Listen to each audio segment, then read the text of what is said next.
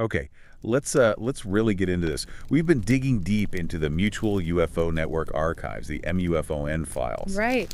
And look, this isn't just scrolling through some fuzzy pictures online. We're talking about 17 specific documented encounters here. Cases that, well, they just don't fit neatly into any conventional box. Exactly. And our mission today really is to push past the usual quick summaries you hear about. Yeah, I want to guide you through these reports. Some are these quiet, almost intimate intrusions into people's homes. Others are, major military incidents. Internationally significant ones sometimes. Right. And the key is, investigators treated these as factual reports. They remain stubbornly unidentified for good reasons. And what's really fascinating when you start looking at all this material together is you realize the unknown isn't just like distant lights or weather balloons. Well, These sources, they paint a picture of something much more complex. Detailed reports stretching across decades, different continents. But you see these patterns emerging. what kind of patterns are we talking about? Well, things like intense silence. You have these massive objects moving incredibly fast but making zero noise. That's a big one. Okay. Then there's the movement itself. Maneuvers that just defy physics as we understand it. Instant acceleration, right-angle turns, stopping on a dime. Stuff our own tech can't touch. Not even close. And the appearance structured, often metallic objects. Discs, cylinders, triangles. These shapes keep popping up, whether the witness is a scared homeowner or a trained pilot. That consistency is really striking, isn't it? It is, and those patterns, that's what we're really diving into today. Because it shows this isn't just random. It feels like an intrusion.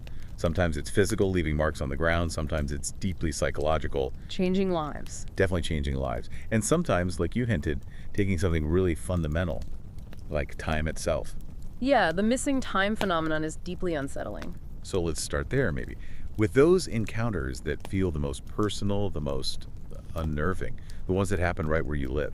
Because when this phenomenon comes into your private space, it's not abstract anymore, is it? Not at all. It shifts from, intellectual curiosity to something visceral, something terrifying. Right, so these first few cases, they really hit home because they happen in places we think of as safe, your bedroom, your car on a lonely road. Your defenses are down. Exactly. And while proving these externally is always tough, the details they provide about what the witnesses felt and experienced are crucial. Things like paralysis, that humming sound, the weird smells, and that missing time. These keep showing up globally. Hashtag tag Parn 1.1, the Akron Clockwork Sphere, 2018, Ohio. MUFON tag 97,569. Okay, settle in for this one. It's from Akron, Ohio, back in 2018. And honestly, it sounds like something straight out of a horror movie opening. It really does. You've got a typical suburban house, middle of the night, the witness is asleep. But then they wake up. Not because of a noise, but just a feeling, like something's there. A presence. Exactly. They open their eyes and there's this light just hovering silently, only a few feet away from their head. Terrifying. But as their eyes adjust, they realize it's not just a ball of light, it's solid. It's an object. And this is where MUFON case 97,569 gets really specific. The object was metallic, maybe the size of a grapefruit, hovering absolutely still. This is weird enough. But most sphere reports describe them as smooth, maybe glowing. This one was different. The witness described it as being, quote, alive with movement, like tiny gears turning inside of it. Well, like clockwork. Precisely, like a tiny, intricate clockwork machine just floating there. They weren't seeing an engine or jets, they were seeing complex internal workings. That's incredibly specific and creepy. What about the witness? How did they react? Well, this is another recurring theme, total paralysis. They described the feeling as mesmerizing, almost hypnotic. So they couldn't move? Couldn't move, couldn't scream. They tried to thrash, tried to call out, but their body just wouldn't respond. It was locked down. It's just some kind of field effect, maybe. Something the object was emitting. That's a strong possibility. A deliberate way to incapacitate the witness, perhaps, to ensure it could observe without interference. If you think about it as a probe, a reconnaissance device. The silent approach and paralysis make a kind of terrifying sense. Exactly. And that detail, the clockwork mechanism, is significant. Think about the engineering involved. Extreme miniaturization, complex mechanics, and silent anti-gravity all in one small package. That's way beyond our current tech. So maybe a probe, yeah. How did it leave? Did it just zip away? No, and that's another strange detail. It didn't dart off or blink out. The witness said it dissolved. Dissolved, like faded away. Yeah, it became transparent gradually over a few seconds until it was just gone. But the memory wasn't like a dream. It was vivid, real, tactile. That suggests it wasn't just an illusion, right? More like it could control its own visibility or physical state. It points towards a deliberate manipulation of its own structure, or how it interacts with light. Very advanced stuff. Hashtag 1.2, the Glastonbury goes, 1983 Connecticut, MUFON, hashtag 76,182. Okay, let's jump back a bit further to 1983, Connecticut. This one involves a child recalling an experience from when they were 8 years old. Another bedroom visitation. A classic archetype, unfortunately. He wakes up, and there are these figures standing over his bed, short, maybe 4 feet tall, gray skin, and those eyes. The large, black, slanted eyes. Yeah. Instantly recognizable in abduction lore. But what's chilling is the detail a kid provides. Someone who probably hadn't been exposed to all the pop culture stuff about aliens back then. Right, and the consistency with other reports is what makes us pay attention. These weren't just shadowy figures. The report, MUFON 76,182, notes they wore tight-fitting suits with glowing buttons. Glowing buttons. That's such a specific, almost mundane detail for a nightmare. Exactly. Why add that if it's just a hallucination? And then there's the name he gave them, the Go-Os. Go-Os. Where did that come from? He said it was because of this rhythmic sound, or maybe a thought, that was projected directly into his head. Just go, go, go, go, over and over. So, telepathic communication, combined with some kind of sound. Seems like it. Pure telepathy, but with a distinct auditory or vibrational component. And again, paralysis. He couldn't move. And other sensory details. Yes. The air in the room felt different. He described it as thicker, heavier, almost humming. Like the very environment had changed. It's like shifting around them. Maybe. And he felt a touch on his arms, strange, vibrating. And a smell. A smell. What kind? Like metal, sharp, and strange. Maybe ozone or something generated by their technology. Okay, so let's connect these dots. You've got paralysis, a humming or vibration, a metallic smell. It suggests a whole technological package, doesn't it? Not just seeing something, but being immersed in an environment created or altered by these beings and their tech. And this cluster paralysis, humming, weird smell, you see that in other cases. Very often in these close encounter or visitation reports, whether you interpret it as sleep paralysis overlaid with something else or as direct technological effects, the pattern is there. And the memory stuck with him, even though his parents dismissed it. Vividly, for decades. Which underscores how traumatic these events are, even if they're explained away as dreams. It really sets a benchmark for this type of encounter. Structured beings, apparent telepathy, and clear technological means of control. Hashtag 1.3 Padrini's Black Cylinder and Missing Time. 2017 Brazil, MUFO, Anatag 142,732. All right, let's move out of the bedroom. This next one takes place on a lonely road in Brazil, 2017. A couple driving at night. When they see something huge. Yeah, a massive, flat, black cylinder, described as being the size of a bus, just hovering silently about 100 feet off the ground. This fits right into that category of featureless cylinders, or sometimes called Tic Tacs, reported globally. And the key features are always the same. No wings, no lights, no markings. And absolutely no sound. Think about moving a bus-sized object through the air. The noise should be incredible, but silence. It points to some completely unknown form of propulsion or anti-gravity. It wasn't just hovering, though, was it? It moved. It did.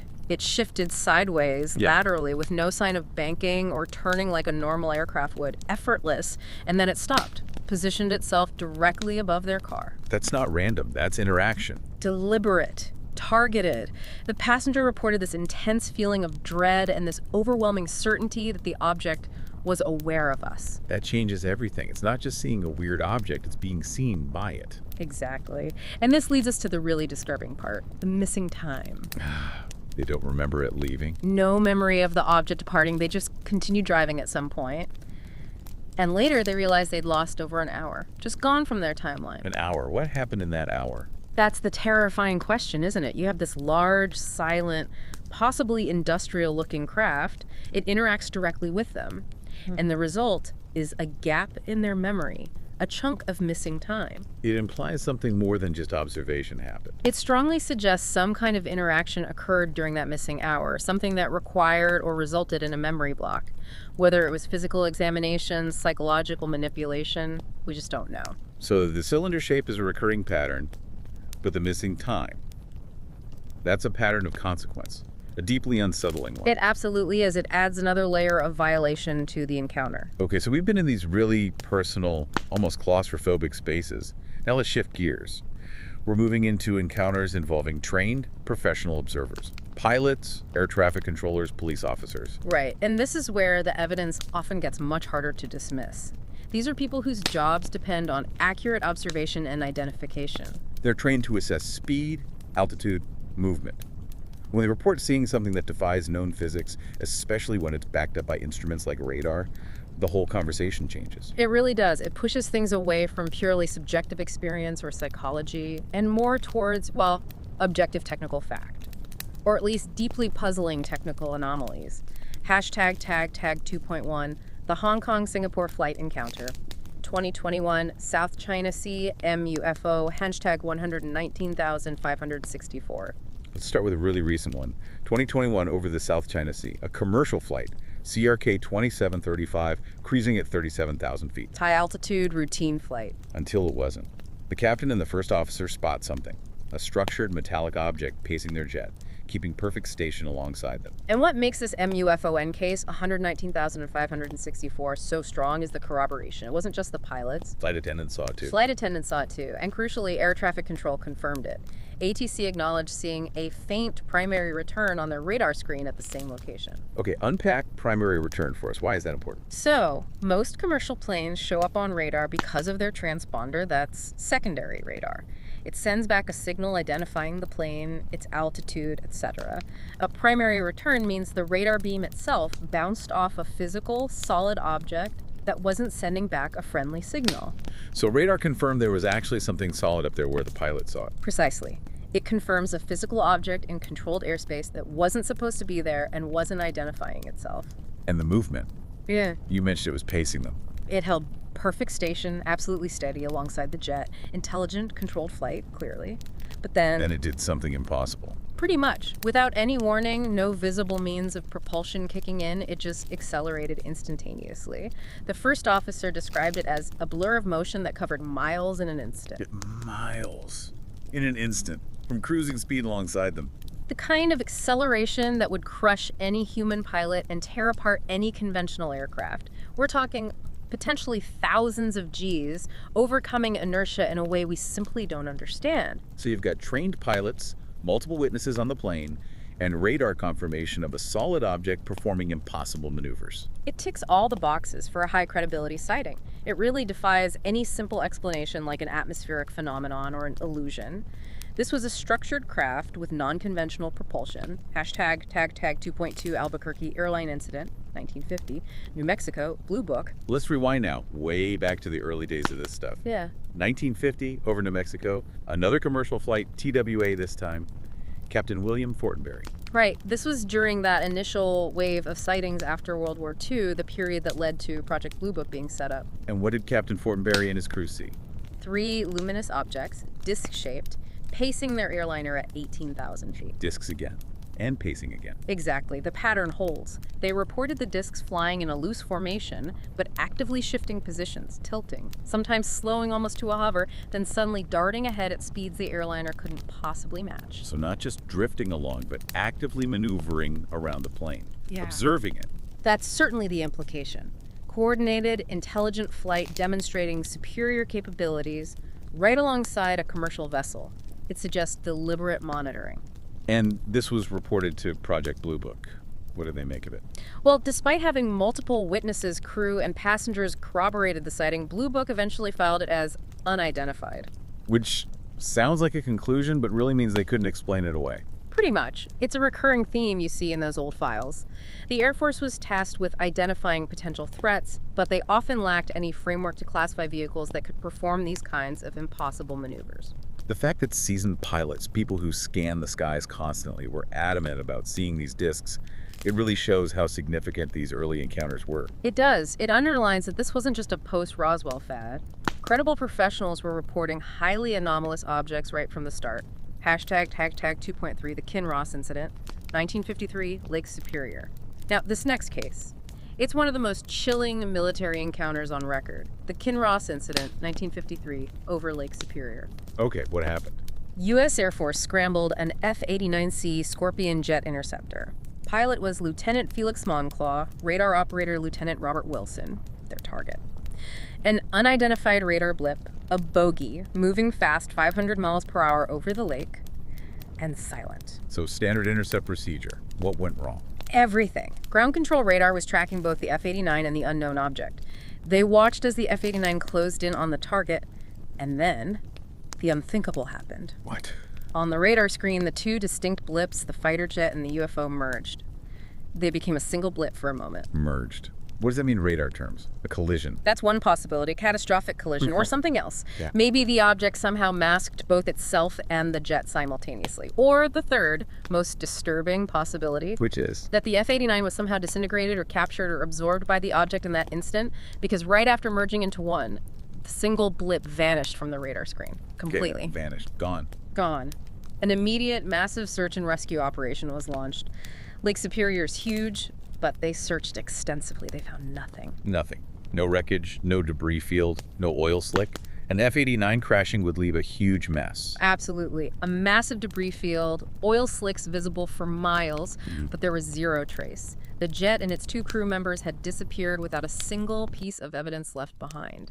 The absence of wreckage is the most powerful evidence in this case. What did Project Blue Book say? They must have investigated. They did, and their explanation was weak, to say the least. They tried to claim the F-89 had crashed while chasing a Royal Canadian Air Force C-47 transport plane. But did the Canadians confirm that? No. The RCAF immediately and publicly denied having any aircraft in that area or involved in any incident. The explanation was basically fabricated. People involved in the search called it laughable. So the cover story. It looks exactly like that. The Kinross case stands as this stark, terrifying example of what can happen when our military engages with these unknowns. It suggests a level of technology on the other side capable of making an entire fighter jet vanish without a trace. Obliteration, capture, we just don't know. Hashtag tag 2.4, the Portage County Police Chase, 1966, Ohio, Pennsylvania. Okay, let's shift from military pilots to police officers on the ground. This case from 1966, the Portage County Chase, involves law enforcement interacting directly with one of these objects. A police chase, like pursuing a UFO. Literally.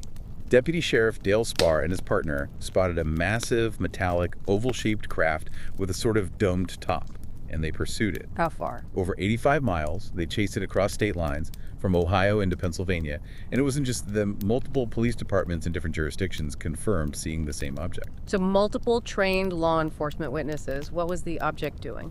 Its behavior was strange, almost provocative. It glowed with this intense white light, but was completely silent, and it seemed to be reacting to the police cruiser. Deputy Spar described it as toying with them. When they sped up, it moved ahead. When they stopped, it hovered. It maintained a distance, but clearly seemed aware of them and interacting with their movements, almost like it was testing them or leading them on. A massive, silent object playing games with a police car for 85 miles. That's just bizarre. It is. And the credibility is high because you have multiple officers across different areas, all describing the same thing, coordinating over the radio. What was the official explanation for this one? Let me guess. Venus. You guessed it. Project Blue Book investigated and quickly concluded it was just the planet Venus, or maybe an errant satellite. Venus doesn't lead police cars on an 85-mile chase across state lines. Exactly. Deputy Spar publicly and strongly rejected that explanation. He knew what he saw, and it wasn't a planet. But the damage was done. How so? The official explanation, combined with the inevitable media attention and public ridicule, it took a heavy toll on Spar. His career suffered, his personal life was impacted. It's a classic example of the system punishing credible witnesses who report inconvenient truths. So institutional denial again, even with multiple police officers backing up the story. Right. They prioritized a quick, simple, mundane explanation, however illogical, over acknowledging the documented, extraordinary reality reported by their own trained observers.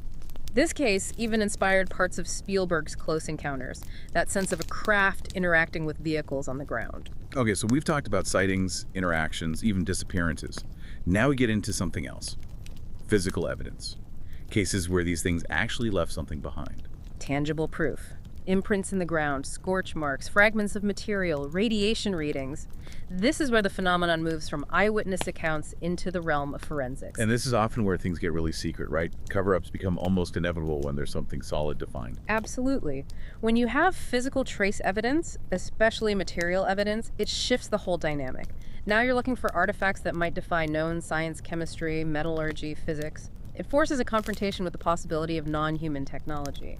Hashtag 3.1, the Socorro encounter, 1964, New Mexico. Let's start with a real classic. Socorro, New Mexico, 1964. Officer Lonnie Zamora. A foundational case in ufology, widely regarded as one of the most credible early reports with physical evidence. So, Zamora was a police officer on patrol. He heard a roar, saw a flame, thought maybe a local dynamite shack had blown up. Right, he diverted to investigate, and he didn't find an explosion. He found something else entirely. What did he see? An oval-shaped craft, sort of metallic or whitish, resting on 4 landing legs in an arroyo.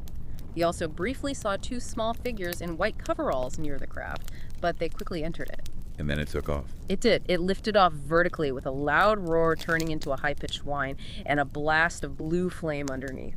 It ascended quickly and disappeared. But the key here is what he found after it left. Exactly, the physical evidence. Zamora immediately went down to the landing site. He found 4 distinct, well-defined landing impressions pushed into the sandy soil in a precise rectangular pattern where the legs had been. And the bushes. Some nearby greasewood bushes were scorched, blackened, and still smoking from the heat of the takeoff blast. So immediate physical traces observed by a reliable police officer moments after the event. Correct. And the response was fast. The FBI and investigators from Project Blue Book were on the scene very quickly. They examined the site, interviewed Zamora extensively. And Zamora's credibility was key, wasn't it? It was crucial. He was known as a sober, reliable, no-nonsense officer. His testimony, combined with the undeniable, fresh physical evidence, it was compelling. So what did Blue Book conclude? Venus again? No. This time, they couldn't explain it away. Because of Zamora's credibility and the clear, verifiable physical trace evidence that perfectly matched his account, Blue Book was forced to classify the Socorro incident as unexplained. Wow. That's significant coming from them. It's one of the strongest official acknowledgments of a truly anomalous event in the Blue Book files. The physical evidence made it impossible to dismiss. Hashtag 3.2 Rendlesham Forest Incident, 1980 UK. Okay, moving forward to 1980 and across the pond to the UK Rendlesham Forest, often called Britain's Roswell. Right, this happened near twin U.S. Air Force bases, RAF Woodbridge and Bentwaters. Sensitive location, right? Housing nuclear weapons at the time. Extremely sensitive NATO airbase. The witnesses weren't civilians, they were USAF security personnel on duty. This happened right on their doorstep over several nights. What did they report seeing? Strange lights descending into the forest near the base. Security patrols went to investigate. One of the key encounters involved a craft on the ground. What did it look like? Described as triangular metallic, maybe 10 feet across and 8 feet high. Completely silent. And it had strange symbols etched onto its surface. Symbols like writing. Hieroglyphic-like symbols. Sergeant Jim Peniston, one of the primary witnesses, actually got close enough to touch the craft. He later reported receiving a huge download of binary code directly into his mind during that contact. Binary code. Wow. Okay, but focusing on the physical evidence, what did they find at the site? This is where it gets very concrete. They found 3 indentations in the hard ground in a triangular pattern consistent with landing gear or pads from the described craft. Like the Socorro case. Similar, yes.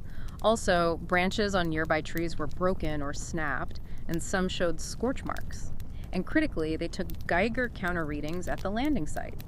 Elevated radiation levels, significantly higher than background levels, confirmed by military equipment. You have radioactive residue left behind by an unknown object near a nuclear weapons storage area. That sounds like a major security incident. It absolutely should have been. And then there's the audio recording. Right. Lieutenant Colonel Charles Holt, the deputy base commander, you recorded commentary live during a later part of the incident. Yes. Holt went out with a team on the 3rd night.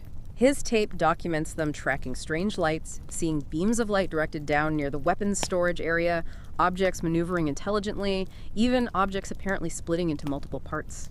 It's stunning, real-time evidence from a high-ranking officer. So you have multiple military witnesses, physical traces including radiation, a senior officer's recording. What was the official UK government response? The Ministry of Defense eventually concluded the events had no defense significance. No defense significance. With elevated radiation near a nuclear base and U.S. military personnel reporting craft landing, that seems unbelievable. It strains credibility enormously. It's widely seen as a classic case of downplaying and compartmentalizing a major UAP event involving sensitive military installations and personnel. Hashtag tag 3.3, the Height 611 crash, 1986, Delnogorsk, Soviet Union. Let's shift focus now behind the Iron Curtain during the Cold War. 1986, Delnogorsk in the Soviet Union. What happened there? Witnesses in this mining town saw a reddish-orange sphere moving silently across the sky. It then seemed to dip or crash behind a hill known locally as Height 611. So, a potential crash. Did people investigate? Locals did the next day. They found a site on the hillside, an elliptical area about 2 meters wide where the ground was scorched. And scattered around this area were strange fragments. Fragments of what? Metallic fragments, tiny droplets or spheres, and glassy residue from melted rock and soil. This became a major scientific investigation within the Soviet Union. What did the scientists find? Anything unusual about the materials? Highly unusual. The metallic fragments were analyzed by Soviet labs. They found complex alloys, some involving elements like molybdenum, lanthanum, silicon, titanium, magnesium, but in combinations and structures that were unknown in Soviet metallurgy at the time. So, not standard aircraft materials. Far from it. Some fragments were described as non-magnetic, super dense. Analysis suggested they'd been formed or fused at incredibly high temperatures, far beyond typical industrial processes. Yet they retained unusual structural properties, like fine meshes embedded within. Like remnants of some advanced manufacturing process. Exactly. It hinted at material science way beyond 1980s capabilities. Interestingly, there's no significant radiation detected at the site, but some reports mention anomalous electromagnetic readings. What was the official Soviet reaction? The area was quickly cordoned off by the military and KGB. State scientists took over the investigation, collecting samples, sending them to top research institutes in Moscow and Leningrad. The official findings were largely kept classified, but the consistency of the dozens of eyewitness accounts, combined with the bizarre nature of the recovered materials, made this a landmark case. So, documented physical fragments of an unknown technological object, analyzed by state scientists, confirming anomalous properties. Yes. It remains one of the best documented cases of physical evidence from a potential UAP crash, offering a tantalizing glimpse into potentially non-human material science. Hashtag 3.4, the Koyami crash, 1974, Chihuahua Desert, Mexico. Now, if Delnogorsk was about strange materials, this next case, the Koyami crash from 1974 in Mexico, this one introduces a deeply disturbing biological element. Okay, what's the story here? It apparently started with U.S. radar tracking 2 objects over Mexico. One was moving incredibly fast, around 2,500 mph. The other was a civilian light aircraft, a Cessna 180. The radar showed these 2 tracks converging, and then both targets vanished from the screen. A mid-air collision between a UFO and a plane. That was the initial fear or assumption. The U.S., concerned about a potential downed nuclear device or sensitive technology from their side, began monitoring Mexican recovery efforts via surveillance. What did the Mexican military find? They located the wreckage of the Cessna as expected, but nearby they reportedly found something else. A largely intact disc-shaped craft, around 16 feet in diameter, smooth, seamless, looking like a flattened dome. So they recovered the UFO. But you mentioned a biological element. This is the horrifying twist. According to the sources recounting this alleged incident, when U.S. assets later reached the scene to potentially assist or monitor, they didn't find the Mexican recovery team securing the site. They found the entire Mexican military recovery convoy dead. Dead. All of them. How? The reports claim their bodies showed signs of massive cellular degradation, as if they'd been exposed to something incredibly lethal, perhaps an unknown form of radiation or a biological agent emanating from the craft itself. That's terrifying. So the craft wasn't just advanced, it was potentially hazardous. Dangerously so, it seems. The implication was immediate. This object posed an extreme biohazard. What happened next? This sounds like an international incident waiting to happen. According to the narrative, it was handled covertly and ruthlessly. A U.S. covert recovery team, allegedly operating under CIA direction, crossed the border secretly. They reportedly loaded the disc onto a Chinook helicopter and airlifted it out. Took it back to the U.S. That's the claim. And they didn't stop there. They supposedly incinerated the Cessna wreckage, buried any remaining evidence, and even collected the bodies of the dead Mexican soldiers to prevent any investigation or discovery of the cause of death. Wow. If true, that's staggering. A cross-border black operation to retrieve alien tech and eliminate all evidence, including the initial recovery team. It represents the most extreme end of the cover-up spectrum. Coordinated, compartmentalized, prioritizing the acquisition of the technology and containing its potential hazard above international law and human life. It paints a picture of a technology so advanced and potentially so dangerous that unthinkable actions were deemed necessary to secure it. Okay, for this last section, let's focus purely on the objects themselves, their shapes, how they move, especially when they appear in groups or exhibit behavior that just doesn't align with anything conventional, atmospheric, or man-made. And we're seeing a lot of reports like this coming out of Oregon, aren't we? Yeah. MUFON seems to have a cluster of cases there. Yes, the Pacific Northwest, particularly Oregon, does seem to be a hotspot in the MUFON database for these kinds of sightings. Steady geometric formations, silent objects, unusual descents. It raises questions about whether certain areas attract more activity for some reason. Let's start with one that's not about hovering or formations, but about falling. Hashtag tag 4.1, the Prince Rupert falling object. 1993, BC, Canada. MUFO, N tag 142,889. Right, this is an interesting one from British Columbia, Canada in 1993. It fits into a rarer category, sightings of objects that appear to be falling, but not like meteors or debris. What did the witness see? A daytime sighting. A dark, solid object described as larger than a car. It was observed falling silently in a perfectly straight vertical path heading towards Mount Oldfield. It even cut through some low clouds as it descended. Okay, so what makes that anomalous? Things fall all the time. It's how it fell. It wasn't tumbling or breaking up like debris. It wasn't arcing on a ballistic trajectory like a meteor, which would also likely have a visible trail or sonic boom. And it wasn't descending gradually, controlling its speed like an aircraft preparing to land. It's just straight down. Plunging vertically, at speed, but silently. Almost like it was being lowered on a string or actively propelling itself downwards in a controlled manner, but without any visible means. And then it just disappeared into the fog near the base of the mountain. No sound of impact, no smoke, no fire? Nothing. A large, solid object appeared to impact the mountainside, yet there was no evidence of it. It behaved like something heavy and solid, but its descent and disappearance were completely non-conventional. Hashtag 4.2. The Lebanon Fiery Objects, 2009, Oregon, MUFON. Back to Oregon now, Lebanon in 2009. This one involves a formation.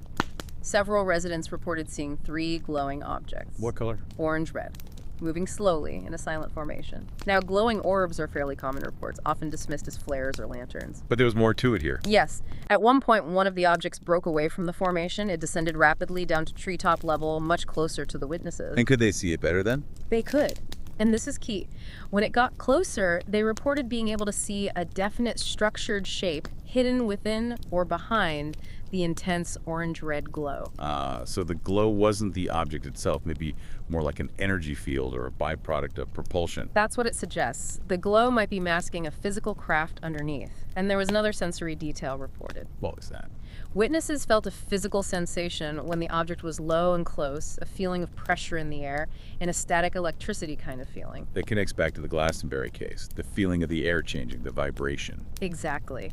It suggests these things might interact with the immediate environment on a physical or electromagnetic level. And then what happened? The object that descended then rose quickly, silently rejoined the other two, and the precise formation moved away together before vanishing.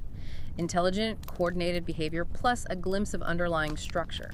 Hashtag 4.3, the Gresham Lights, 2012, Oregon MUFON. Still in Oregon, Gresham, 2012. Another formation sighting, but this one stands out because of its duration and stability. What did people see this time? Multiple witnesses reported 5 steady orange lights. They were arranged in a perfectly straight, evenly spaced line, hanging silently above the city. Okay, 5 lights in a line.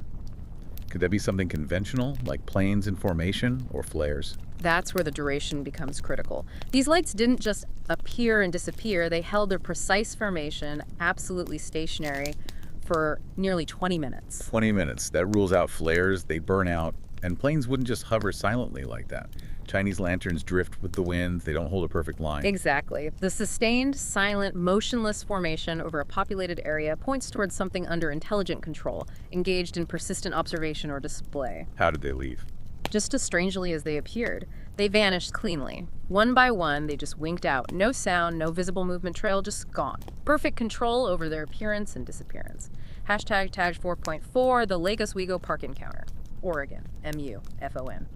One more from Oregon, Lake Oswego this time. This gives us a clearer view of a specific shape, the classic disc. What were the details? A couple near a park saw a disc-shaped object, maybe 20 to 30 feet across. It was hovering silently, very low, just above the surface of the river water. Close enough to see details. Yes. They reported seeing visible panels or sections on its surface, and it had soft, pulsing lights around the edge, alternating white and blue. Slow pulses, not like strobes. Hovering silently over water. What was it doing? It seemed to be observing them. The witnesses described it as feeling alive. It drifted slightly, tilted a bit, giving them the strong impression that it was watching them. That interaction element again. Not just an object, but an intelligence. That was the feeling they got. And the departure, pure UFO cliche, but consistently reported. Let me guess. Shot straight up. Rose smoothly, weightlessly, still silent, and then accelerated straight up in the blink of an eye. Gone. That combination again. Silent hover, low altitude maneuverability, visible structure, and then instantaneous vertical acceleration, defying gravity. Hashtag tag 4.5, the Medford Balloon Mystery. Oregon, MUFO. Okay, our last case from this Oregon cluster is interesting because at first glance it looked like something mundane. Medford, Oregon. What did it look like? A daytime sighting. Witnesses saw a dark object, kind of irregular in shape. Through binoculars, it looked really strange, almost like a figure, one witness said, or even like a monkey. Like a weird balloon, a Mylar character balloon, maybe. That would be the obvious dismissive explanation. A dark, oddly shaped object drifting high up. Except it wasn't drifting. Exactly. The key anomaly was its movement, or lack thereof, relative to the wind. The object maintained a steady altitude, perfectly level, and witnesses observed it for over 15 minutes, moving against the prevailing wind.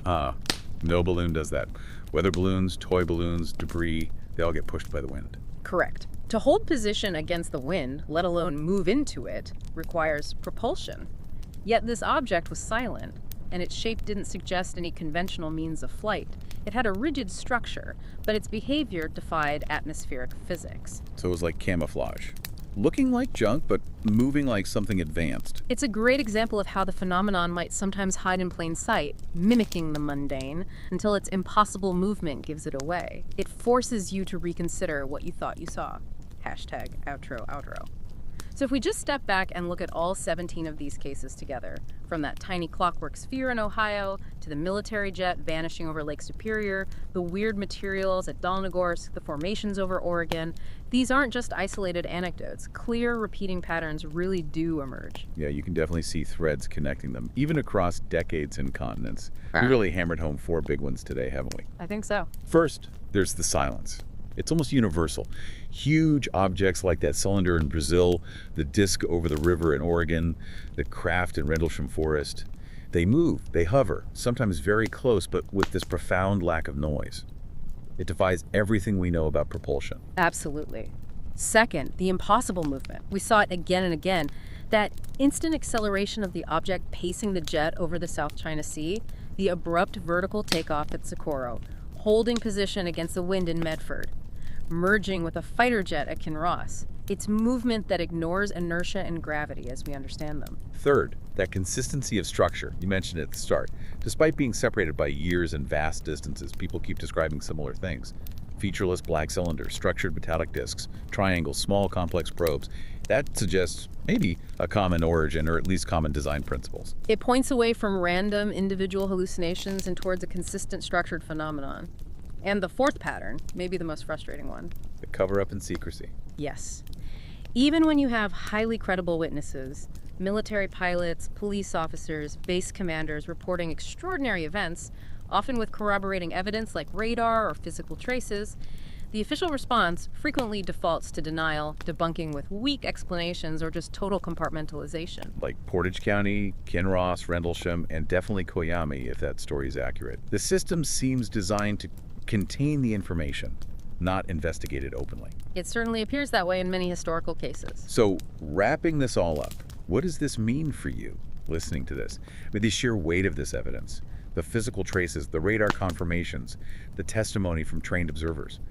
it really pushes us past simple misidentification, doesn't it? It forces us to confront the serious possibility that we're dealing with some form of organized, non-human technology that is actively interacting with our planet and our people. These archives don't show random lights. They show patterns of intelligent, deliberate behavior. Whether that's monitoring our airlines and military bases or engaging in those deeply personal, sometimes terrifying close encounters. Right, and perhaps the biggest mystery isn't just what these things are made of or how they fly, it's the why. Why the intense focus on sensitive military sites like Rendlesham or areas involved in the Cold War. That suggests strategic interest, maybe even threat assessment. But then, why the equally intense focus on completely mundane situations? A suburban bedroom in Ohio, a lonely road in Brazil, a child's room in Connecticut. That suggests something else entirely. Observation, study, something we don't have a category for. It's the spectrum of interaction that's so baffling. So here's the final thought we want to leave you with, something to chew on. We talked about paralysis in the Akron sphere case. We talked about over an hour of missing time with the Padrinius cylinder. If these technologies can exert that kind of control, physically freezing you, removing chunks of your memory, What does that imply? is the encounter itself the only thing happening? Or is the memory of the encounter being actively managed, maybe even edited, if they can take an hour of your life from your recall? What else can they influence? What does that level of control over human perception and memory truly signify about their capabilities, and maybe even their intentions? That's the unsettling question these patterns leave us with. Welcome to the Deep Dive. We are embarking on a really high-stakes investigation today. We're tackling what is perhaps the most profound contradiction, really, at the heart of the whole unidentified aerial phenomenon mystery. Yeah, it's a big one. We received a significant stack of sources, really detailed stuff, detailing two dramatically divergent realities within the encounter space. Just polar opposites almost. Exactly. On one side, you have these deeply mythic figures, often spiritual, right? The so-called Nordic aliens, visitors of light and impossible perfection. The angelic archetype, almost. Precisely. And then on the complete other side, we're confronted with these fiercely physical, high credibility UAP incidents. We're talking military jets, intense radar lock-ons, measurable scorch marks, even radiation left behind. Yeah, hard, tangible evidence, or at least traces. Our mission today, I think, isn't really to pick a side, because how could you? It's more about synthesizing the tension, between these two seemingly unrelated domains. How do they fit together, if they even do?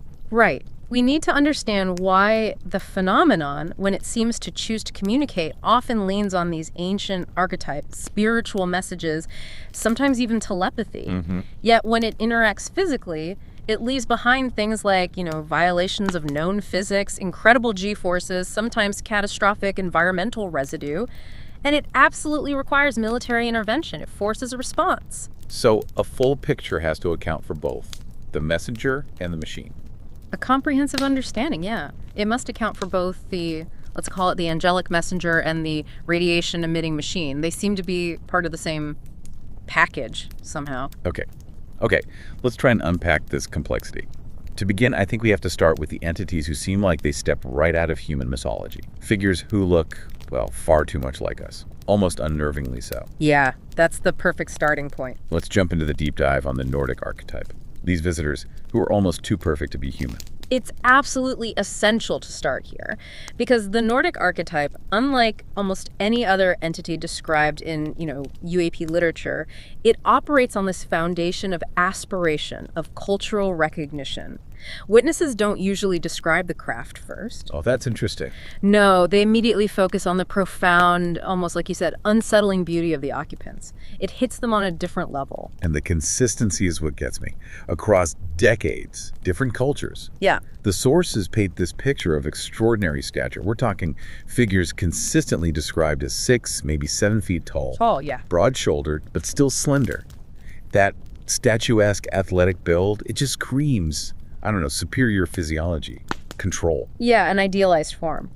And beyond the physique, the skin is almost always mentioned. Pale, smooth, no pores, no blemishes. And crucially, often described as luminous. Luminous, right, like it reflects light strangely. Or maybe even generates it from within. That's what some reports imply. Yeah. It's this unsettling perfection, a skin quality that suggests no labor, no sun, no flaws whatsoever. It's not human skin as we know it. Yeah, that inner glow, that luminosity. It's a defining trait. It really sets them apart. And then there's the hair. Long, fine, Usually golden blonde, sometimes pure white or silvery. Almost metallic sometimes, the descriptions say. Our source material captured some really poetic descriptions of this hair, didn't it? Noting it looked like it was flowing like threads of silver fire in the dark, or rippling without any actual breeze. Ethereal. But the real power, the element that seems to hold the witness captive, is consistently noted as the eyes. Ah, the eyes. Always the eyes. Deep blue, piercing, impossibly deep, sometimes described as crystalline or even faintly glowing. Witnesses report this glance that feels simultaneously gentle, but also entirely unyielding. Like they're seeing right through you. Or measuring you, suggesting a wisdom or an awareness so vast it's like comparing the human subject against some enormous unspoken cosmic scale. It's intimidating, even if it's calm. And their faces. The sources say they're almost universally described as flawless. Symmetrical, completely calm, no suggestion of age or stress or tiredness. Right. They're essentially humanity's ideal self, sort of sculpted and projected back at us. But I have to ask this because it seems obvious. Yeah.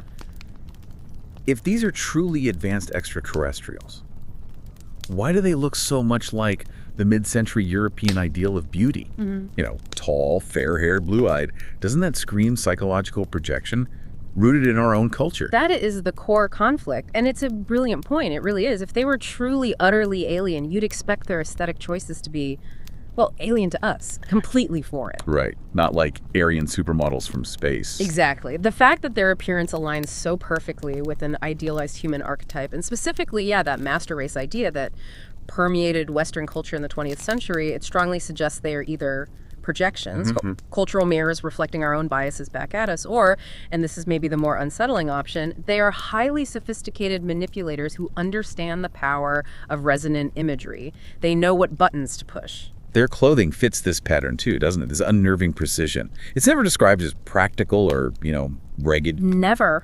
We hear about seamless metallic suits that shine softly, completely devoid of zippers, seams, fastenings. Technology so advanced it looks purely aesthetic, almost magical. Or sometimes flowing robes, right? Pale, weightless, suggesting a kind of spiritual authority. This isn't gear built for space travel. It looks like transcendence made visible. Which brings us to that necessary contrast, the comparison with the other frequent flyers in these stories. The Greys. Ah, yes, the Greys, the complete opposite in so many ways. Totally. The Greys are typically short, spindly, cold-looking, associated with the detachment, clinical experimentation, often invoking feelings of horror or, violation in abductees. Very medical, very sterile. Whereas the Nordics, by contrast, are tall, luminous, beautiful. And they frequently appear as these benevolent overseers or intermediaries. They actually step into the most terrifying abduction scenarios, reportedly, to offer calm, make eye contact, even explain the procedures. So they're positioned as the managers, or maybe the spiritual guides amidst the trauma. Something like that. The good cops, maybe, in a very strange interrogation. The paradox of this perfection, though, it's truly disturbing when you think about it. The familiarity of their image looking like the best possible version of us is exactly what makes them feel so alien. That's it. The beauty is so flawless it becomes unsettling. The source material really nailed this tension, calling it a mirror too polished to reflect anything human. Wow. That's a powerful image. It is, and it captures the witness experience. While some feel this powerful magnetic aura of peace, warmth, a calming presence, others report profound, deep unease, precisely because that level of flawlessness suggests a complete lack of human vulnerability, imperfection, or maybe even empathy. They look kind, but they act with this supreme, detached clinical authority. Exactly. That's the contradiction right there. Okay, let's try and trace where this image actually came from. Let's move to the roots, the origins, and that spiritual connection we touched on in Section 2. Because this idea of tall, radiant humanoids guiding humanity.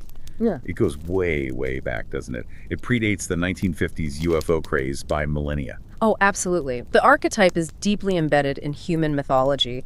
If you look at ancient Norse sagas, for instance, you have figures like Balder, embodiments of light, beauty, goodness. So fair and radiant, the myths say, that no darkness could possibly touch him. Oh, very cool. And Celtic traditions feature the Tuatha De Danann, often described as fair-skinned, radiant beings who descended from the heavens or sometimes from the mists. Again, tall, beautiful, otherworldly guides or precursors. And you see that connection to high-status messengers in biblical accounts too, right? Angels consistently described as luminous, human-like figures, often terrifying in their brilliance, actually. But they're messengers of a higher power, bringing guidance or warnings. That's right. So this historical pattern, it suggests humanity has maybe always looked for guides in the heavens or from other realms. And those guides often end up looking like the best possible idealized version of ourselves. It's a recurring theme. It seems like we project our hopes, maybe our ideals, onto these unknown visitors. Or perhaps these ancient concepts found fertile ground again in more modern esoteric thought. You look at the 19th century Theosophical movement, founded by Helena Blavatsky, that heavily influenced this kind of thinking. Blavatsky, right, the Ascended Masters. Exactly. Her concept of ascended masters imagined them as tall, fair-skinned, enlightened beings, deeply concerned with guiding Earth's spiritual and, interestingly, technological evolution. So this framework, this idea of higher masters, perfectly primed mid-century society to accept the Nordic space brothers when they started appearing in reports. And it was George Adamski who really cemented this image into popular UFO culture, wasn't he? He was the catalyst, absolutely. In 1952, he claimed he met Orthon, the blonde Venusian out in the California desert, and Orthon, described as a tall, handsome man, immediately delivered the defining message of that era. A nuclear warning. The solemn warning against the use of nuclear weapons, framing the Nordics as humanity's concerned cosmic neighbors, watching us play with fire. And that narrative just took off. It defined the benevolent alien for decades. You had other key contactees like Howard Manger, George Van Tassel. Right, reinforcing this idea of fair-haired interplanetary guides urging spiritual growth and atomic disarmament. The Nordics became the very symbol of benevolent, urgent intervention right during the peak paranoia of the Cold War. It resonated. But here's the kicker, and we touched on this. Yeah. The origin story keeps changing, doesn't it? Where they say they're from, Yeah. which, as you said, skeptics argue is the strongest evidence that the Nordics are more of a cultural projection than a fixed cosmic species. Precisely. It's a moving target. In the 1950s, where did they come from? Venus and Mars. Right, planets in our own solar system. Because back then, the public and even some scientists still entertained the possibility that these planets could be habitable. We just didn't have the probe data yet. We lacked the proof otherwise. It seemed plausible enough for the stories. But then, NASA sends probes, Mariner, Venera, and suddenly Mars is revealed as this cold, dry desert, and Venus is a crushing, scorching hellscape. Definitely no place for blonde space people in flowing robes. Exactly. So what happens in the testimonies? The Nordics simply relocated. Convenient. Very. By the 1970s and 80s, witnesses start reporting them, claiming origins from distant, but now popularly known star systems. The Pleiades cluster, Lyra, Sirius. Places we knew existed but couldn't possibly visit or verify claims about. Correct. They move just beyond the reach of contemporary verification, matching humanity's growing astronomical awareness and, frankly, the shift in popular science fiction tropes. They adapt to whatever the prevailing scientific paradigm allows. Their story evolves with ours. And you also see those alternative origins cropping up, which ties back to the older myths you mentioned. Inner Earth civilizations. Yeah, sometimes linked to mysterious locations like Mount Shasta in California or Mount Etna in Sicily, connecting them back to older legends like Lemuria or Agartha, deep Earth kingdoms. So they can come from the stars or from under our feet. Or the most modern explanation, which attempts to grapple with their reported abilities, is that they're interdimensional beings. Ah, okay. That tries to explain the weirdness. This idea is maybe the only one that truly accounts for some of the reported behavior. Sudden materialization and dematerialization, phasing through walls, time shifts associated with their presence, and that inherent luminous quality we talked about. If they're popping in from another dimension, our physics might not apply. But the skeptics would still say. The skeptics maintain, quite logically, that the home world simply adapts to whatever the prevailing discourse allows. Venus yesterday, Pleiades today, maybe the fifth dimension tomorrow. It ensures the archetype remains perpetually present in the narrative, but perpetually elusive to actual proof. It's a masterful piece of cultural adaptability, isn't it? Right. Whether it's deliberate manipulation on their part or just an unconscious reflection of our own evolving beliefs. Either way, it works to keep the mystery alive. Okay, so let's move into section 3 now and really confront this duality of the Nordic mission. Yeah. We need to go beyond just the messages of peace and look at the complexity of their intentions, or at least their reported actions. Right, because on the surface, their communication seems pristine. It's consistent. Warnings against nuclear proliferation, ecological collapse, advocating for peace, urging human unity. They really occupy the role of cosmic prophets, trying to steer humanity away from self-destruction. Especially during that Cold War period, it must have been a powerful message. Hugely resonant. But their involvement in abduction reports throws a massive spanner in the works. They often reported as being co-present with the frightening Greys. Right. Not just observing, but involved. Yes, and seemingly taking immediate authority. They function as overseers, offering reassurance, making that intense, comforting eye contact we discussed, and guiding abductees through procedures that might otherwise be traumatic beyond comprehension. So they mediate the experience, turn something terrifying into, what, a spiritual revelation? That seems to be the effect, or perhaps the intent, which is precisely what makes them so psychologically impactful and maybe so dangerous. But hang on, if they're benevolent guides, why are they supervising what many abductees clearly feel are non-consensual invasive medical procedures? Right. That doesn't add up. It doesn't. And the sources detail even darker accounts. Nordics not just supervising, but actively observing genetic sampling. Or, in some of the more disturbing reports, actually presenting hybrid children part human, part alien to the abductee, framing it as part of a necessary long-term genetic project. Wow. That completely blurs the line, doesn't it? It shifts them from guide to, active manipulator, or participant in something deeply violating. This is where we absolutely must apply that concept. The light as a mask is that calming aura, that luminous perfection, merely a tool.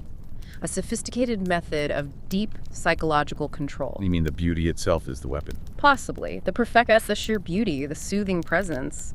It's potentially a powerful psychological mechanism designed, maybe, to bypass human resistance, our natural fear response, and ensure compliance during invasive and potentially terrifying procedures. It's like the ultimate form of psychological warfare.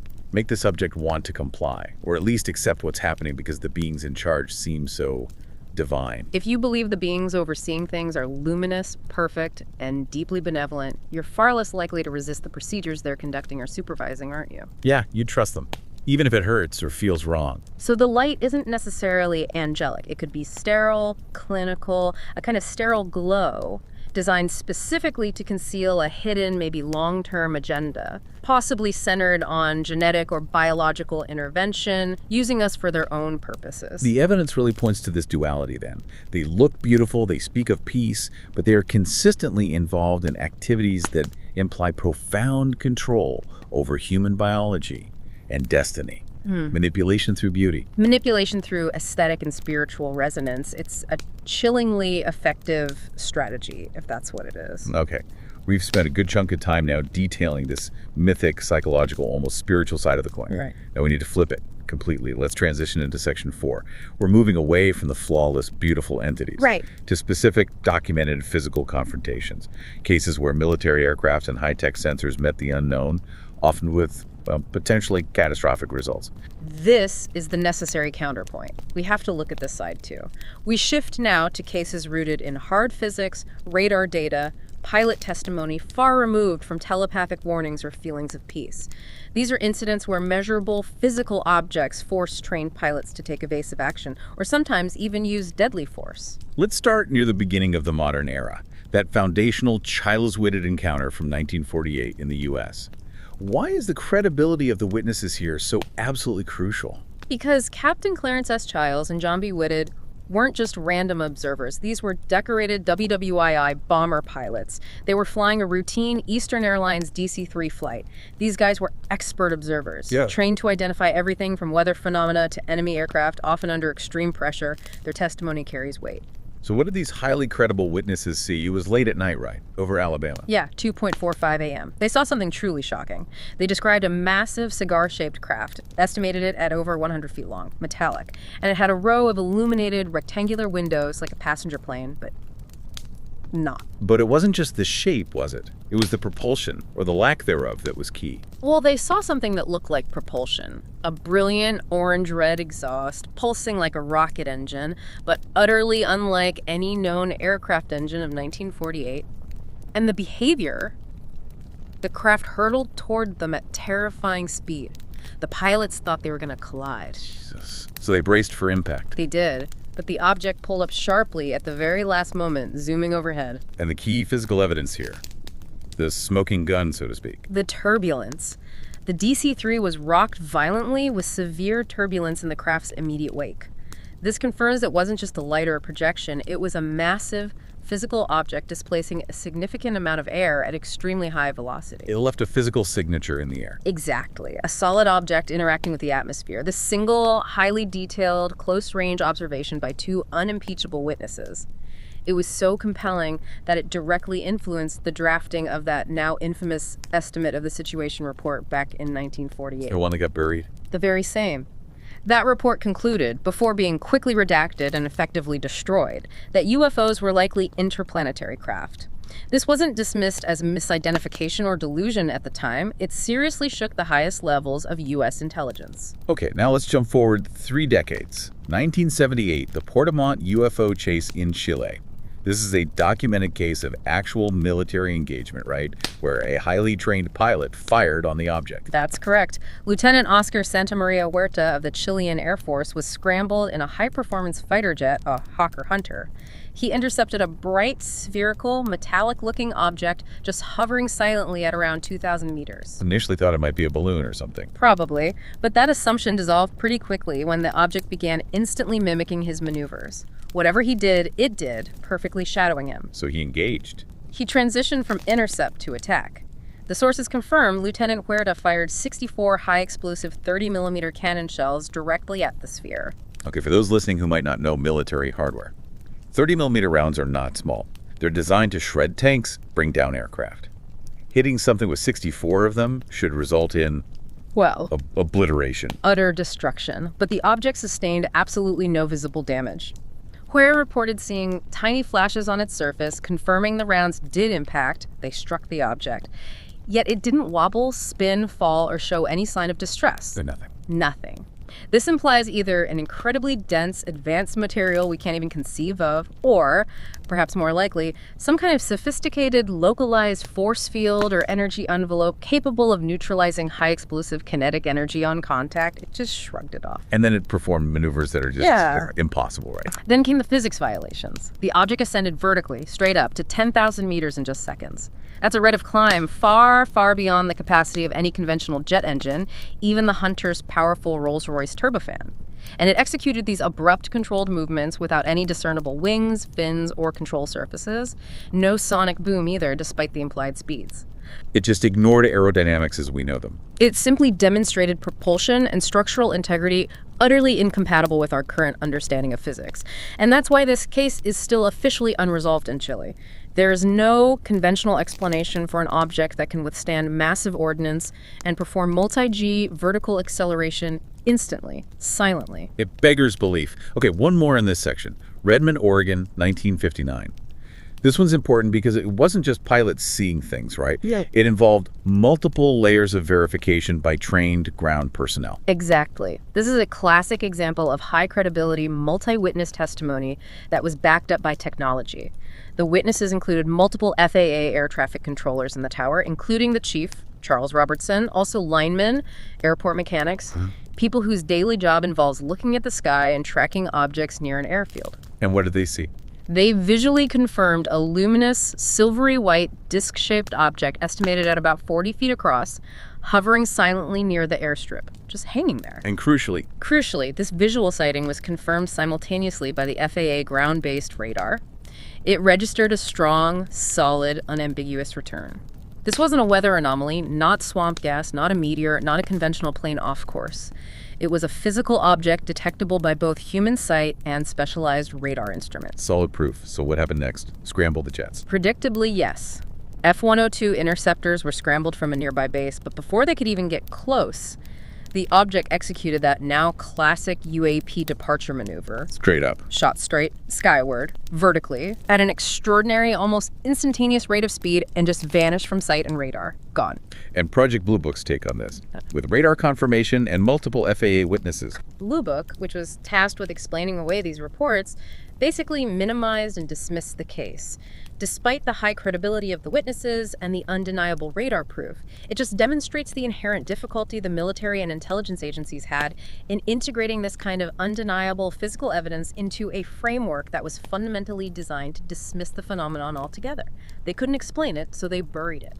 It is genuinely startling, isn't it, to compare these hard physical encounters, military conflict, near collisions, radar-proof, impossible physics, with the soft, almost spiritual warnings offered by the Nordics. Yet the same source pool describes both phenomena. It's baffling. And sometimes the physical evidence isn't just about the encounter itself, it's residual, it's measurable, and it can be deeply disturbing. That's our focus now as we move into Section 5. We're looking at cases involving water, landings, and specific physical traces left behind. These cases often hint at the materials, maybe even the biology we might be dealing with. Okay, let's start with a strange one. The Invercargill Sea Lights incident from 2011 in New Zealand. This takes us into the deep ocean and actually brought scientific institutes into the investigation. Right. The initial witnesses were multiple fishing trawler crews. These are hardened, practical people, not easily prone to fantasy. They observed these spherical lights, described as having a perfect white radiance, rising up from the deep waters of the Tasman Sea. Rising from the water. From the deep. These spheres would then hover just beneath the surface, completely unaffected by the ocean swell, making absolutely no sound. They were apparently so bright they illuminated the hull of one trawler, the Southern Venture, making it shine like polished chrome in the dead of night. Just eerie.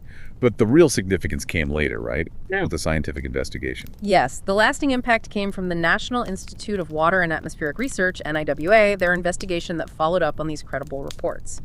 They found some really startling physical anomalies across a 2 square kilometer patch of the seafloor where the lights had been most frequently reported. Anomalies like what? Well, the most concerning trace was elevated radiation readings. They detected levels of 1.2 to 1.4 microsieverts per hour.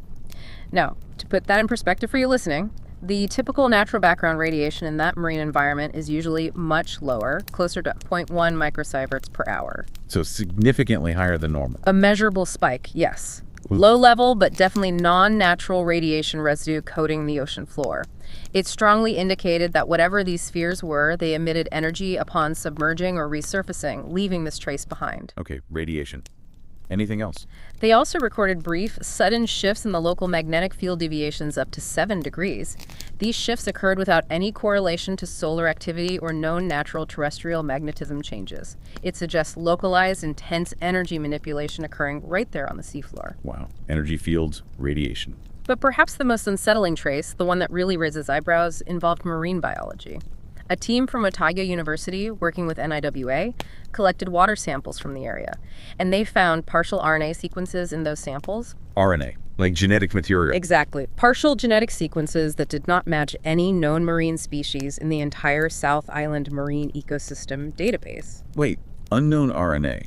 In the water where these lights were seen? Precisely. The implication is profound. Something physical, potentially biological or containing biological material, was present in that deep water. It was radiating energy, warping magnetic fields, and its genetic signature is unknown to science. That's deeply strange. That is deeply strange. Okay, that moves us from the deep sea to a very methodical landing site report from Mexico. The 14 Diaz Flores landing in 1977. This case stands out for the almost detached scientific nature of the visitors' actions, doesn't it? It really does.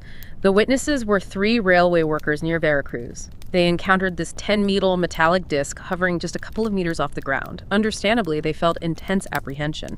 Then, 2 humanoid figures, described as about 5 feet tall, wearing tight, shimmering suits and having large heads, descended from the craft. And what do? They seemed completely engaged in a purely scientific, almost cataloging purpose. They used these thin, rod-like devices, slowly passing them over the vegetation leaves, grasses, methodically collecting samples. There was no communication, no threat. They just seemed focused entirely on their task, like biologists in the field. Collecting plant samples. But it didn't end peacefully. No, the encounter ended abruptly. One of the railway workers accidentally snapped a twig, made a sudden noise. At that moment, the craft reportedly flared with a bright white light, emitted this deep, low-frequency hum that vibrated through the ground, and the two beings immediately retreated back into the disk, which then took off. And they left evidence behind. Definitive physical traces. Scorched, brittle leaves where the craft had hovered closely. Residual heat patterns detected in the soil shortly after, and very clearly 3 equidistant indentations forming a perfect triangle in the ground, suggesting the precise footprint of the landing gear. Tangible marks on the land. Okay, and finally for this section, let's touch on the Gary Wilcox contact from 1964 in Newark Valley, New York. This one's notable maybe not for dramatic evidence, but for its strange synchronicity and its peaceful, almost mundane nature. Right. Gary Wilcox was known locally as a reliable dairy farmer, not someone prone to making things up. He reported encountering an egg-shaped craft on his property and spending about 2 hours conversing with 4-foot-tall beings inside it. Conversing? About what? About farming, apparently. Fertilizer compositions, human nutrition, agricultural practices. It sounds almost bizarrely ordinary. A polite, calm, scientific exchange, seemingly centered entirely on the productivity and organic material of Earth. The beings seemed genuinely curious about our food chain. An alien discussion about crop yields. That's unexpected. It is. But what makes this more than just a quiet, slightly odd anecdotal case is the timing. It occurred on the exact same day, April 24th, 1964, as the globally famous Lonnie Zamora incident down in Socorro, New Mexico. The Zamora incident, that involved a police officer seeing an egg-shaped craft too, didn't it? And beings beside it. Precisely. A nearly identical egg-shaped craft that left scorch marks, indentations, and even some metallic residue behind when it took off in panic after Zamora approached. So 2 sightings of very similar craft on the same day, hundreds of miles apart. Exactly. This synchronicity strongly suggests targeted, potentially simultaneous visitation across the continental U.S. It implies an intelligence capable of coordinating multiple continent-spanning activities focused maybe on a shared theme in this case, perhaps investigating Earth's basic organic material and sustenance systems. And the contrast is telling, like you said. One incident, Wilcox's, is a peaceful, almost tailored scientific chat. While the other, Zamora's, is a panic-driven flight that leaves physical damage in its wake. Same day, similar craft, very different interactions. We've really covered ground now. From angelic beauty to scorched Earth, unknown RNA in the ocean, can-improved spheres, coordinated landings. But our final and possibly most extreme section, Section 6, brings us to the highest stakes imaginable, a confirmed crash, an alleged retrieval, and the absolutely chilling cost of silence. We have to talk about the Koyami crash of 1974. Yes. This incident, if the reports are accurate, serves as a truly chilling climax to the physical evidence side of the phenomenon. It suggests that these physical craft are not just defying physics, but might be biologically catastrophic if they're breached or contained improperly. The stakes become life and death immediately. Okay, set the scene. How did this allegedly start? It begins with U.S. radar reportedly tracking an unknown object flying at incredible speed, something like 2,500 miles per hour, heading south over Texas towards Mexico. It then apparently slowed dramatically as it converged with a civilian light aircraft, a Cessna 180, over the remote Chihuahua Desert in northern Mexico. Converged, as in they collided. That's the implication. Both radar targets then vanished from the screen simultaneously. Collision seems the most likely explanation for both disappearing at once. So, a crash involving a civilian plane and a UAP. What happened next? Who responded? The Mexican military mobilized first, sending a ground convoy to the remote impact zone based on the last known radar coordinates.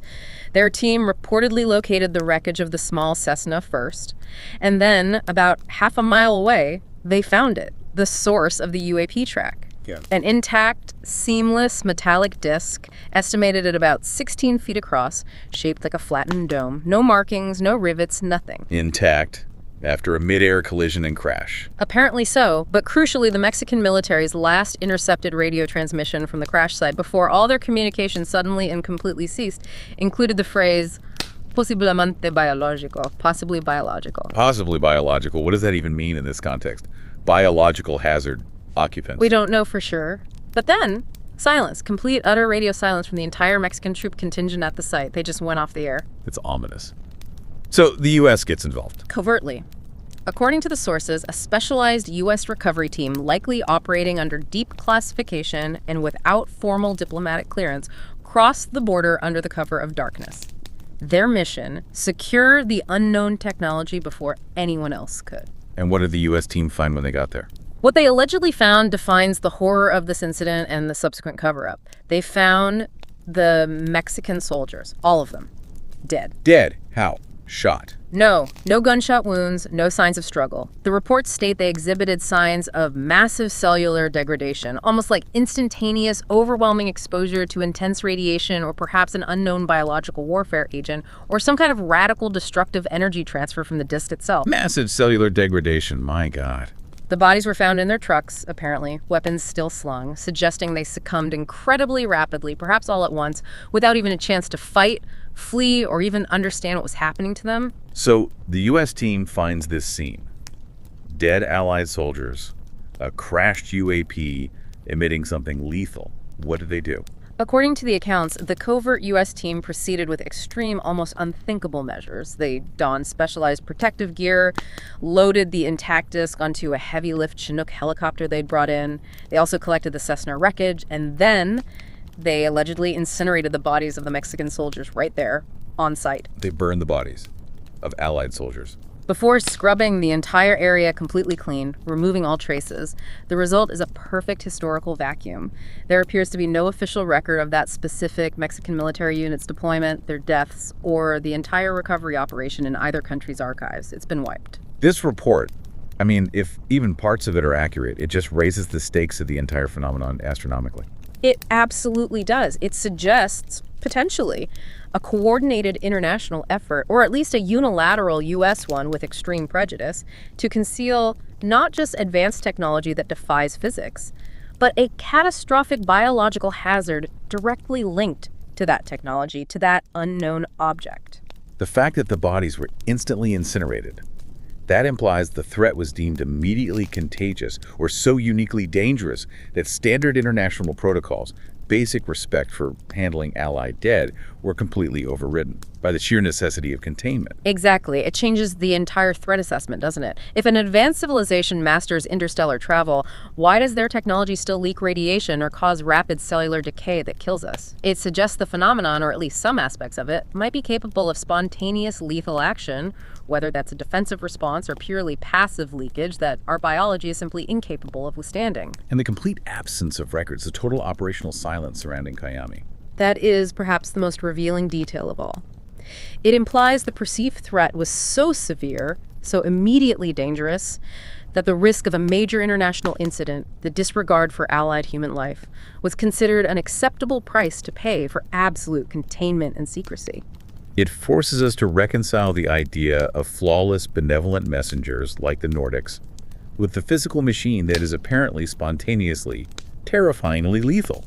How can both exist? That is the terrifying question at the heart of it. Okay, let's try and review this incredible journey we've taken today, because the contrast is just so stark, isn't it? We move from the beautiful, the mythic, the potentially manipulative visitors of light, the Nordics who speak of environmental peace and human unity, The seemingly positive side. all the way to the hard, sharp physical evidence. UAPs that defy physics, that withstand 30-millimeter cannon fire, that leave residual radiation traces in the ocean, collect plants, leave landing marks. And in the extreme case of IamAbhi, allegedly kill highly trained soldiers with rapid, massive cellular degradation. The two faces of the phenomenon. The core question remains then, how do these two halves possibly connect? They seem, in the source material, to be two manifestations of the same underlying intelligence or phenomenon. So, are the Nordics just a sophisticated psychological archetype? A friendly face designed purely to gain compliance, surfacing when humanity feels lost or needs guidance? Or are they one actual physical faction, perhaps the face or the diplomatic arm, or the managerial arm of an intelligent presence that utilizes both spiritual messaging, the light, the beauty, the warnings, and advanced physical, sometimes hazardous craft, like the IamAbhi disc or the Portamont sphere, to interact with and perhaps fundamentally manipulate humanity? So, what does this all mean for you, the listener? Trying to make sense of a field that produces such wildly opposite evidence. It seems the fact that a single phenomenon can apparently produce both an angelic, perfect being delivering a message of peace and a seamless metallic machine that might instantly kill soldiers with some kind of biological or radiological hazard. Well, it suggests we are dealing with a complexity far beyond simple binary choices. It's not just good aliens or bad aliens. It seems to be an intelligence that masters both the spiritual, psychological domain and the purely physical, technological domain simultaneously, and perhaps uses both strategically. We have to seriously consider the possibility, then, that the apparent benevolence we see in some encounters is actually part of a much grander, maybe colder strategy.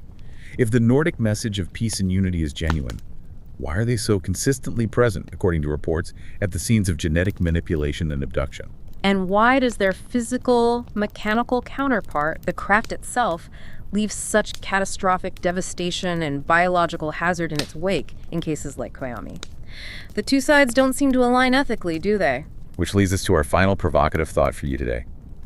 Could their beauty, their perfection, their luminosity, all the traits that make the Nordics seem divine, trustworthy, aspirational, could that actually be the most powerful and therefore potentially the most dangerous form of manipulation ever encountered by humanity? It forces us to ask. If the light is used to gain compliance, and compliance enables things like genetic sampling, abduction, military cover-ups of hazardous materials, what is the ultimate price of placing our trust in that beautiful guiding light? That is the complex and frankly chilling thought we leave you with today.